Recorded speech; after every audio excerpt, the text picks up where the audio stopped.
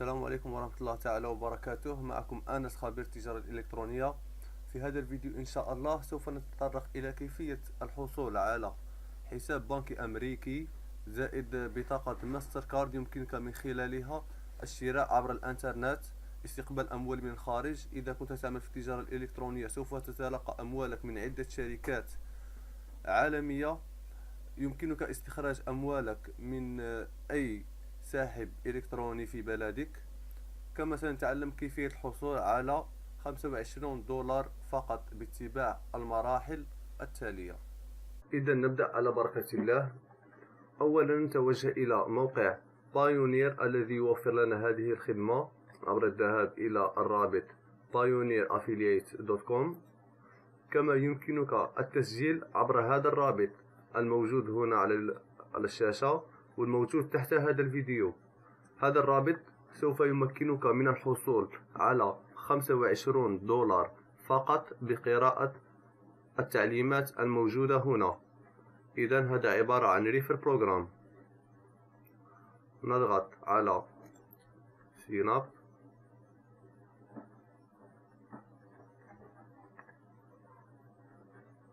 هنا استمارة المعلومات. إخواني أخواتي، أريد منكم أن تملأوا معلومات صحيحة، لأننا هنا نتعامل مع بنك، مع أموال، مع قانون يؤطر كل هذه العملية. إذن لا تتلاعب أرجوك.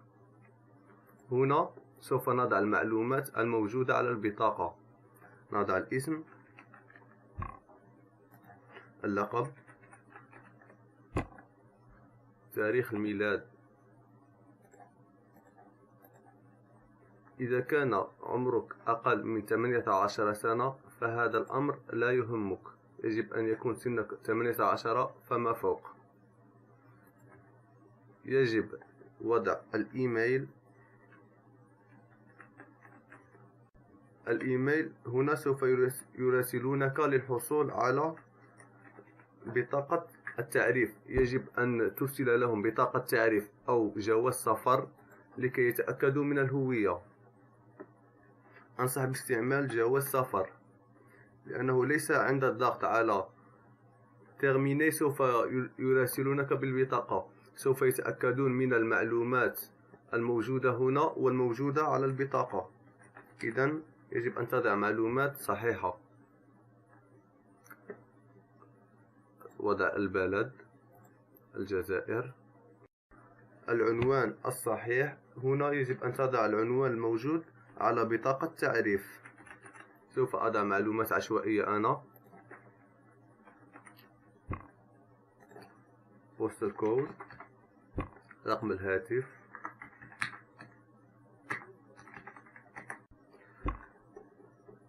هاتف الجوال غير ضروري. أما هنا سوف تضع المعلومات للعنوان الذي تريد أن يراسلونك بالبطاقة فيه. إذا كان نفس العنوان الموجود هنا فلا بأس، لا تضع المعلومات مرتين. ننتقل إلى الخطوة الثانية. هنا سوف يطلبون منك وضع رقم سري زائد إيميل الذي اخترته. سوف تحتاج هذه المعلومات في الدخول إلى حسابك لبايونير. هنا سوف تحتاج الرقم السري. نضع رقم سري قوي حتى نتجنب البريت فورسينج وكل أعمال القرصنة. ويجب عليك أن تتذكر هذه المعلومات، لأن البطاقة سوف تصلك بعد شهر. إذا نسيت المعلومات فلن تحصل على البطاقة أبدا. يجب أن تتذكر هذا الرقم السري زائد الإيميل.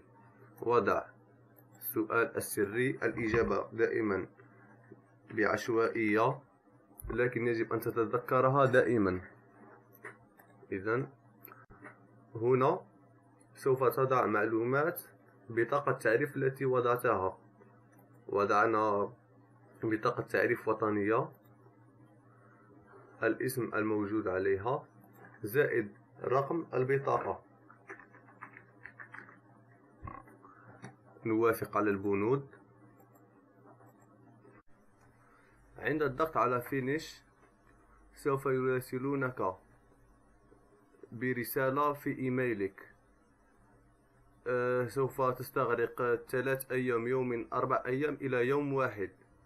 سوف أريكم الرسالة التي وصلتني أنا بعد قليل.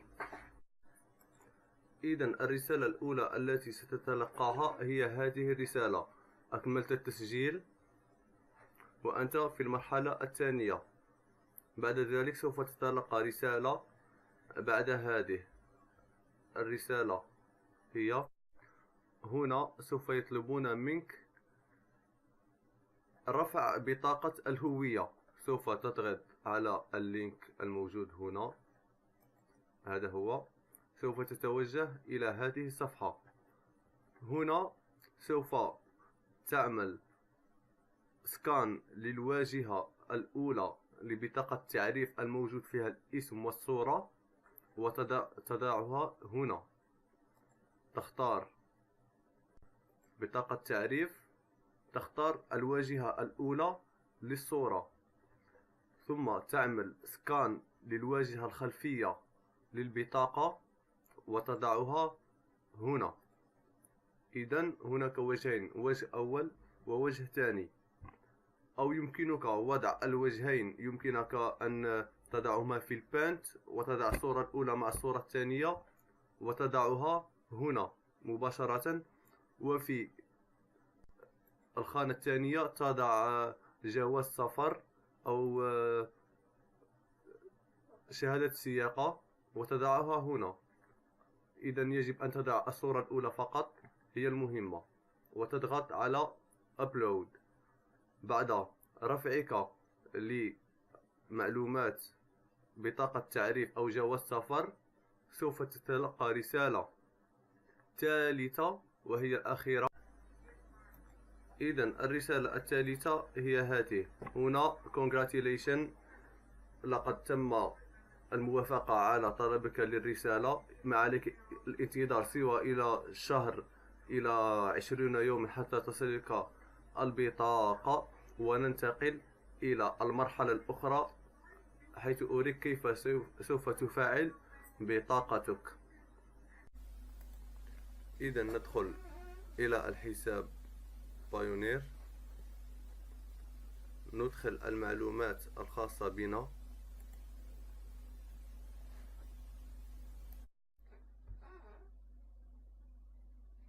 هذا هو حسابك على بايونير، سوف تجده على هذا الشكل. إذا تسجلت من الرابط الموجود تحت هذا الفيديو، سوف عندما تذهب إلى سيرفيس سوف تجد US Payment Service، وهو الحساب الأمريكي في الولايات المتحدة الأمريكية. أما إذا تسجلت من رابط الأفيلييت فوجب عليك مراسلة الشركة لكي تحصل على هذه الخدمة، وهذا الأمر الذي سوف أشرحه كيف تراسل الشركة. لذا فأنا أنصح مباشرة التسجيل من الرابط الموجود تحت الفيديو لكي تحصل على الحساب البنكي الأمريكي. إذا ندخل إلى حساب في الولايات المتحدة الأمريكية. هذا هو اسم البنك وهذا هو عنوان البنك. إذا ذهبت إلى الولايات المتحدة الأمريكية يمكنك التوجه إلى هذا العنوان واستخراج الشيك الخاص بك. إذن هذا هو الرقم الخاص بحسابك في الولايات المتحدة الأمريكية، وهذا هو الروتين نمبر الخاص بسكان الولايات المتحدة الأمريكية. أريد أن أشير إلى أن الحساب الأمريكي يمكنك الحصول عليه فقط بالتسجيل عبر الرابط الموجود أسفل هذا الفيديو، وبعد وصول الرسالة الثالثة التي تخبرك بالموافقة على طلبك للبطاقة الائتمانية.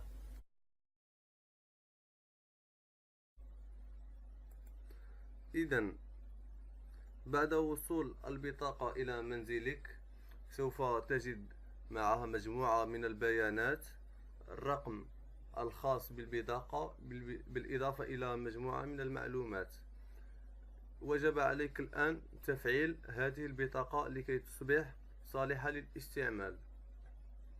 إذا تتوجه إلى موقع بايونير ثم activate your card. تدخل معلومات حسابك على بايونير.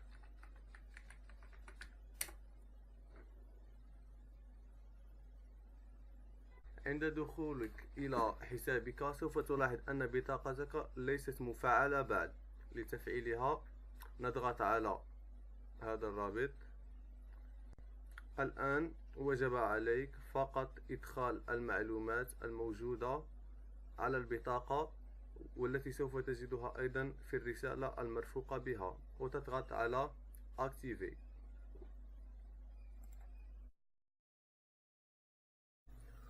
السؤال المطروح الآن هو كيفية شحن الحساب الأمريكي وبذلك شحن بطاقة بايونير. لهذا الغرض سوف نتوجه إلى Load Money to Card. هنا ندخل معلومات البطاقة الائتمانية الخاصة بك. نختار المبلغ الذي نريد أن نحوله، في هذه الحالة $50. Reason to load، نختار سبب إرسال أموال. هنا سوف تختار من سيتحمل رسوم إرسال الأموال إلى الحساب الأمريكي. هل أنت من سوف تتحمل رسوم أم الشخص المستقبل؟ في هذه الحالة هو حسابك البنكي في الولايات المتحدة الأمريكية. نضغط على Continue. هنا سوف نتأكد من المعلومات: رقم البطاقة والمبلغ المحول. في هذه الخانة سوف تدخل معلومات حسابك البنكي بالعملة الصعبة الذي يوجد في بلدك. مثلا في الجزائر يمكنك فتح حساب مع بنك الوطني الجزائري أو بنك التنمية المحلية BDL. أما في المغرب وتونس يوجد سوسيتي جينيرال توفر لك بطاقة ماي إي كارد، يمكنك من خلالها الشراء عبر الإنترنت. تضع معلومات الحساب البنكي هنا وتحول الأموال عند الضغط على Pay Now. إذا لم تكن تمتلك حساب بنكي في بلدك يمكنك أيضا إرسال أموال عبر DHL الموجودة في كل بلدان تقريبا. سوف تذهب إلى الشركة وتطلب منهم إرسال أموال إلى الولايات المتحدة الأمريكية، وسوف يقومون هم بعملية ملء الحساب. وهنا يمكنك شراء عدة أشياء من الإنترنت عند ملء الحساب البنكي.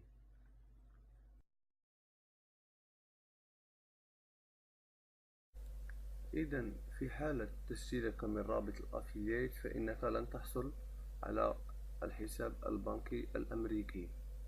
لهذا سوف تراسل الشركة لكي تطلب منهم الحصول على هذا الحساب. لهذا الغرض نتوجه إلى موقع بايونير. دائما نتوجه إلى Support Center.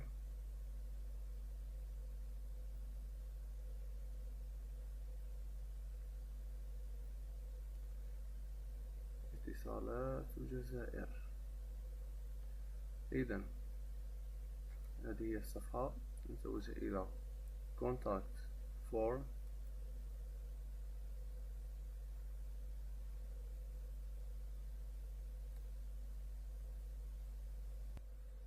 إذن هنا سوف تضع المعلومات الخاصة بك: اسمك، الإيميل الذي وضعته في بايونير. هنا إذا كانت قد وصلتك البطاقة سوف تضع هنا وي. في حالة إذا لم تصلك سوف تضع نو. إذا وصلت ستضع 4 أرقام الأخيرة من البطاقة هنا. هنا سوف يطلبون منك مع أي شركة تتعامل. في هذه الحالة سوف نضع أوردر البلد الجزائر. هنا سوف نختار لا يوجد عندك فقط الإنجليزية، نختار الصينية، الإنجليزية طبعا. هنا سوف تختار نوع الطلب. هنا نحتاج إلى US Payment Service، نختار US Payment Service، وفي سؤال نختار Other Question. وهنا سوف تضع طلبك للحصول على الحساب البنكي الأمريكي. لا تقل لهم أريد حساب بنكي، ضع أريد الحصول على US Payment Service.